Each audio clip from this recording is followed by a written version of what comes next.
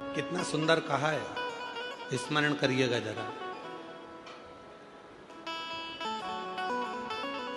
शिवलिंग पे चढ़े हुए जल को जब हम अपने ऊपर प्रोक्षण करते हैं, शिवलिंग पे चढ़े हुए जल को जब हम अपने ऊपर छींटते हैं, शिवलिंग पे चढ़े हुए जल को जब हम आचमन करते हैं और हम आचमन कर कर या प्रोक्षण कर कर अपने ऊपर छींट कर कहीं पर भी चले जाएं, किसी भी जगह पर चले जाएं, किसी से भी मिलने, किसी भी स्थान पर पहुंच जाएं, शिव महापुराण की कथा कहती है जब तक शंकर के शिवलिंग का जल तुम्हारे मस्तक पर चढ़ा रहता है, तुम्हारे कपड़े पर छुआ हुआ रहता है, तब तक तुम जिस जिस से मिलते हो सभी को गंगा के स्नान का पुण्य फल प्राप्त होता रहता है।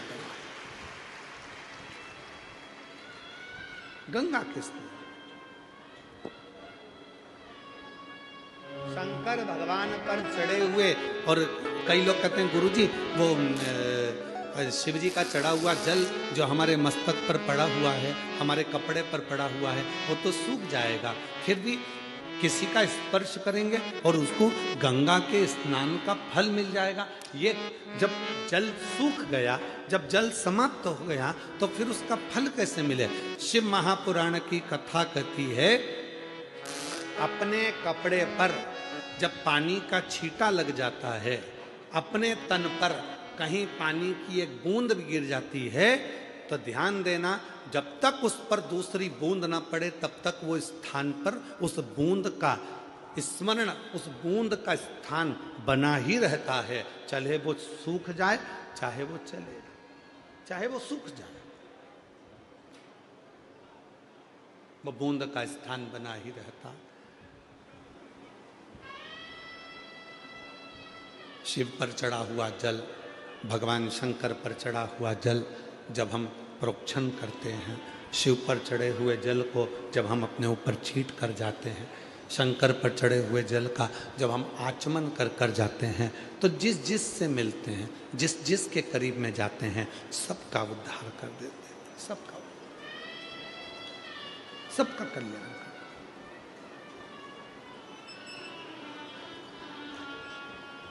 चलो जाने दो हमारे खंड को, शिव महापुराण की विद्येश्वर संहिता को ही पढ़ लीजिए।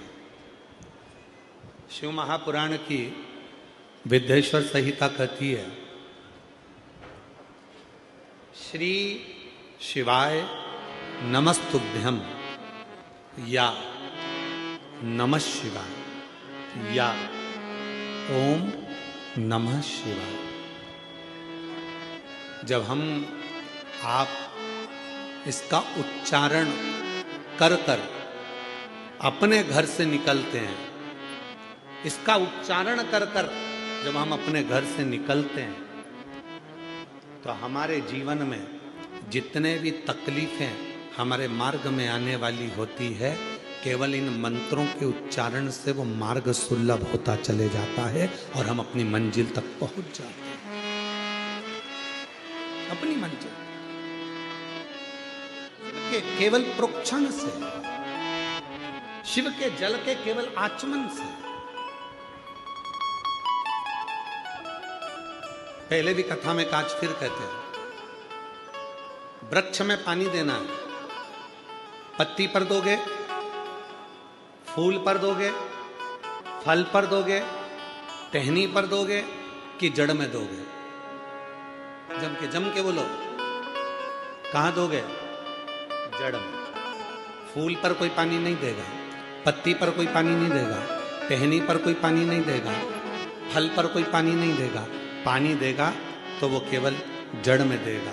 उसी तरह जड़ में जल दिया, पत्ती को मिल गया, जड़ में पानी दिया, फल को मिल गया, जड़ में पानी दिया, फूल को मिल गया, जड़ में पानी दिया, टहनी को मिल गया। उसी तरह शिव महापुराण की कथा कहती है कि शिव को यदि हमने एक लोटा जल चढ़ाया तो वो 33 कोटि देवताओं को प्राप्त हो। 33 कोटि। और मां पार्वती जी से भगवान शंकर ने कहा कि मैंने अशोक सुंदरी को देखा है, वो अशोक सुंदरी आजकल कैलाश पर रहती है तो एकदम चुप रहती है।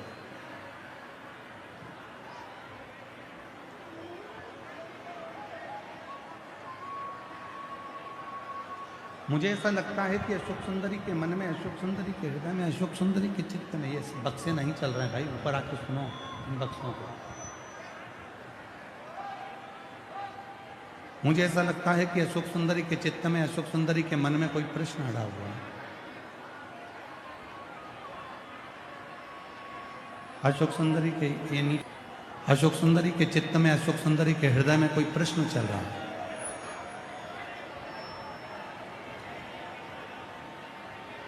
वो कौन सा प्रश्न जो अशोक सुंदरी के हृदय में, अशोक सुंदरी के चित्त में चल रहा है? शिवजी बोले वो तो मुझे नहीं मालूम कि कौन सा प्रश्न है, पर इतना जरूरी है कि अशोक सुंदरी चुप बैठी है, मतलब कोई ना कोई प्रसंग अशोक सुंदरी के हृदय में जरूर चल रहा है।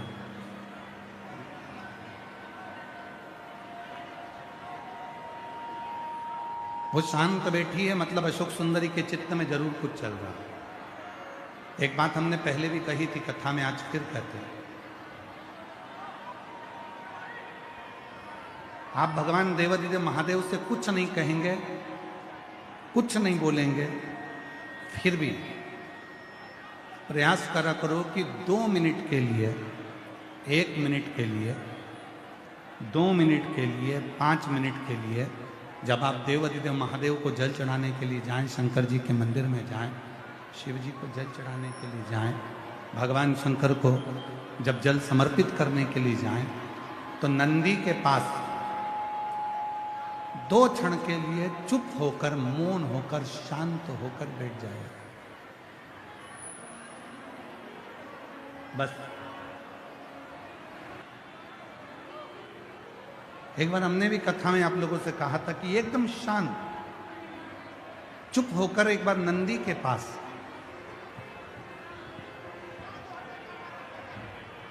दो क्षण के लिए नंदीश्वर के पास जाकर बैठो। जब शिव के मंदिर में जाओ, भगवान शंकर को जल चढ़ाने के लिए जाओ, शंकर के मंदिर में पहुंचो, तो नंदीश्वर के पास 2 क्षण के लिए थोड़ा बैठो, मौन होकर, चुप होकर। और उस समय पर ना आपको कुछ बोलना है, ना आपको कुछ जपना है, ना आपको कोई स्तुति करना है, और ना ही आपको कुछ कहना है। वहां तो केवल आप मौन हो, और मौन होकर उस नंदी के पास में, उस नंदी के बाजू में जाकर 2 क्षण के लिए बैठो। नंदी के पास जाकर बैठो। आप कुछ मत बोलो, बस केवल जाकर बैठ गए। उतने में नंदी आपके मौन रहने का भाव, आप क्यों चुप हैं, आप क्यों शांत हैं, आप क्यों चुप हैं, उस भाव को नंदी भगवान शिव तक पहुंचा देता है, भगवान शंकर तक पहुंचा देता है। नंदी के पास पहुंचे, कोई स्तुति नहीं। नंदी के पास पहुंचे, कोई स्तुति नहीं, कोई कुछ नहीं। नंदी के पास पहुंचने पर कोई स्तुति नहीं, कोई जप नहीं, कोई स्मरण नहीं, केवल नंदी के पास बैठकर केवल शिव के नाम का स्मरण। बैठ गए चुप, कुछ मत बोलो, कुछ मांगना भी नहीं है, कुछ कहना भी नहीं, कुछ बोलना भी नहीं, कुछ नहीं, केवल शांत होकर बैठो।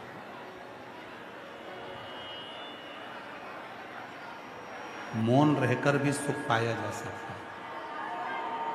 जरूरी नहीं कि हम बोलेंगे तभी सुख की अनुभूति। कभी कभी जीवन में शांति रखकर, मौन रखकर, चुप रहकर भी बहुत कुछ प्राप्त कर सकते हो, बहुत कुछ पा सकते हो।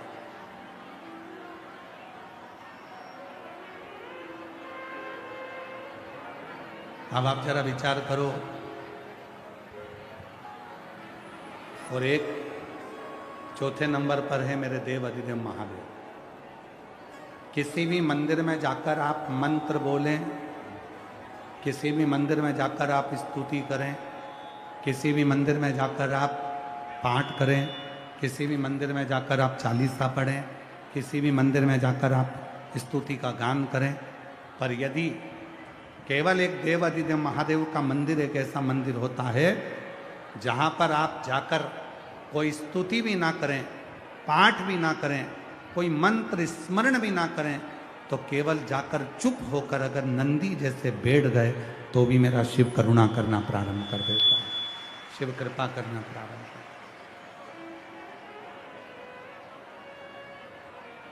अशोक सुंदरी चुप हो गई, अशोक सुंदरी मौन हो गई, और वो अशोक सुंदरी के मुंह से कोई शब्द करता ही नहीं।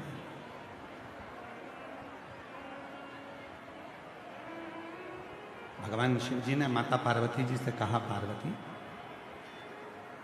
मैं 2 दिन से देख रहा हूं कि अशोक सुंदरी के मुख से कोई शब्द नहीं निकलता, अशोक सुंदरी के मुख से कोई शब्द निकल नहीं रहा। मैं 2 दिन से देख रहा हूं, भगवान शंकर कहते हैं कि मैंने अशोक सुंदरी के मुख से कोई शब्द नहीं सुना। और जितना बोलने वाले से भगवान प्रसन्न नहीं होते, उतना भगवान चुप रहने वाले से प्रसन्न हो जाते हैं। और तुम अंदाजा लगा कर देखो, कहीं सियोर वाला बाबा जो कह रहा है कि वो सही है कि गलत है, आप अंदाजा लगा कर देखो।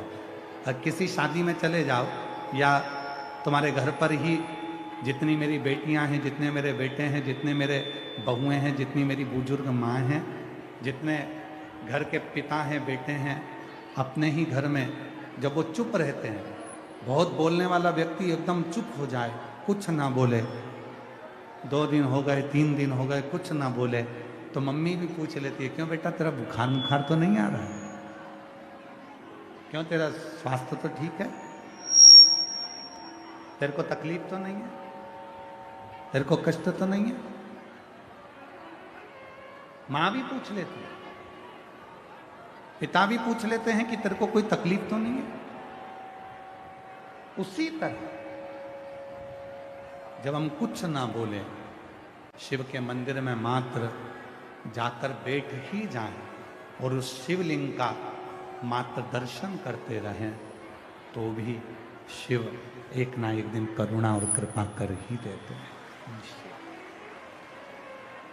शिव जी की एक रीत, बड़ी विचित्र रीत मेरे भगवान शंकर, शिव जी की एक रीत बड़ी विचित्र।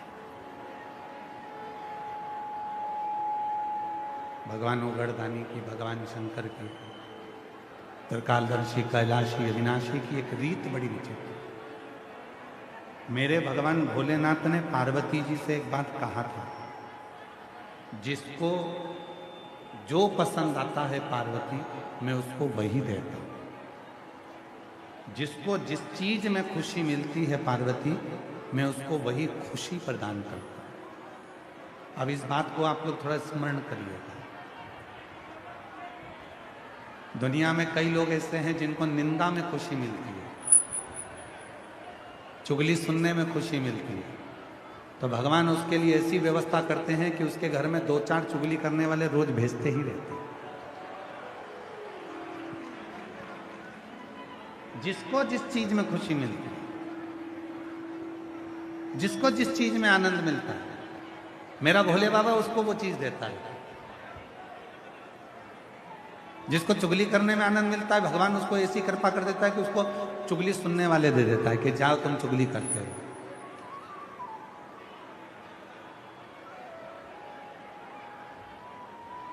शिव ऐसी कृपा है, जिसको अपने काम में रुचि रहती है, मेरा भोले बाबा उसको अपने काम में इतने अच्छे से लगा कर रखता है कि उसको उन्नति की सीढ़ी पर चढ़ाता ही रहता है।